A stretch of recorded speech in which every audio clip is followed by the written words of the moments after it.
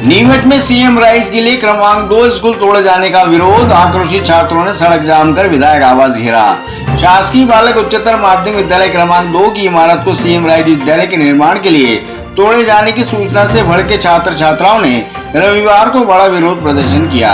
बड़ी संख्या में विद्यार्थी सड़कों पर उतर आए और विधायक दिलीप सिंह परिहार के निवास के बाहर एकत्रित होकर सड़क पर बैठ गए, जिससे मार्ग अवरुद्ध हो गया और घंटों तक जमकर नारेबाजी हुई। छात्रों ने आक्रोश जताते हुए कहा कि यह स्कूल क्षेत्र का एक प्रमुख और पुराना शिक्षा केंद्र है और इसे तोड़े जाने से उनकी पढ़ाई बुरी तरह प्रभावित होगी, जिससे कई विद्यार्थियों का भविष्य अंधकारमय हो जाएगा। उन्होंने इस भवन को केवल दीवारों का ढांचा नहीं बल्कि बच्चों के सपनों की नींव बताया। छात्रों की मुख्य चिंता यह भी थी कि उन्हें वर्तमान सीएम राइस विद्यालय में सुबह की शिफ्ट में शिफ्ट किया जा रहा है और गाँव से आने वाले विद्यार्थियों के लिए बस सुविधा न होने के कारण उन्हें समय पर पहुंचना मुश्किल होगा।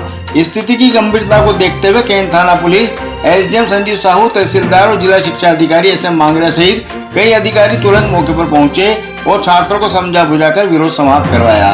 इस संबंध में विधायक दिलीप सिंह परिहार ने पुष्टि करते हुए कहा कि क्रमांक 2 की भूमि को शासन स्तर पर सीएम राइस विद्यालय के लिए चयनित किया गया है, लेकिन उन्होंने आश्वासन दिया कि बच्चों के भविष्य और बेहतर शिक्षा व्यवस्था को ध्यान में रखते हुए उनकी सुविधाओं और पढ़ाई पर कोई विपरीत असर नहीं पड़ने दिया जाएगा।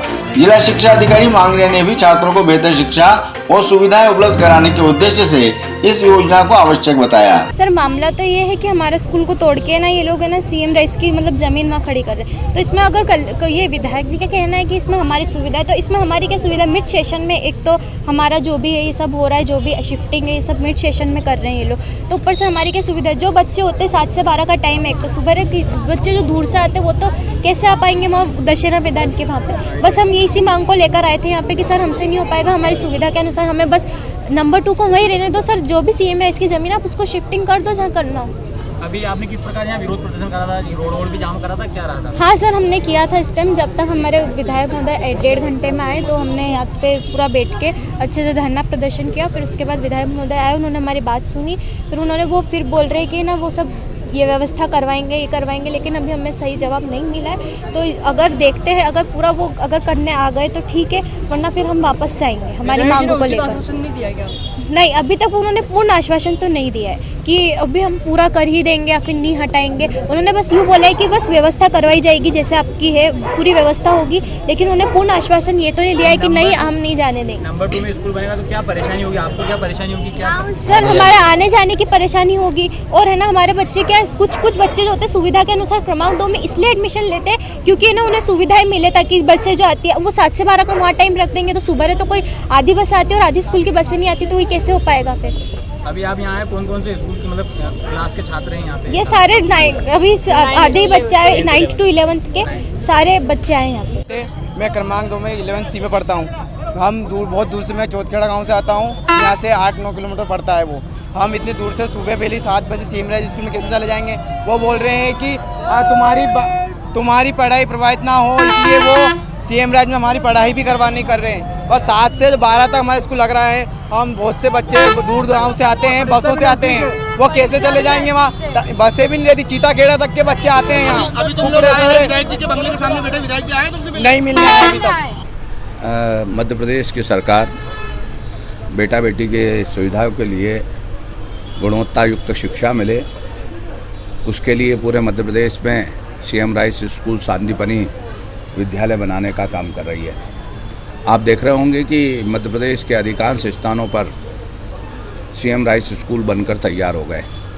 उसका उदाहरण नीमच में आप मनासा में देखो, सर्व सुविधा युक्त सीएम राइस स्कूल बन गया है और बच्चों को सभी प्रकार की गुणवत्ता युक्त शिक्षा वहाँ देना प्रारंभ हो गई है। आपने देखा होगा जावद में अभी सीएम राइस स्कूल को गुणवत्ता को लेकर और वहाँ भी शिक्षा प्रारंभ हो गई, जेईई के माध्यम से और अन्य माध्यम से भी बच्चों को वर्तमान की शिक्षा दी जा रही। नीमच में जो सीएम राइस स्कूल बनना था, आपने देखा होगा कि पूर्व में मुख्यमंत्री माननीय जब पूर्व मुख्यमंत्री थे शिवराज सिंह जी चौहान साहब, उनने यहाँ आकर भूमि पूजन किया था और हमने हेलीपैड पर सीएम राइस स्कूल बनाने का तय हुआ था।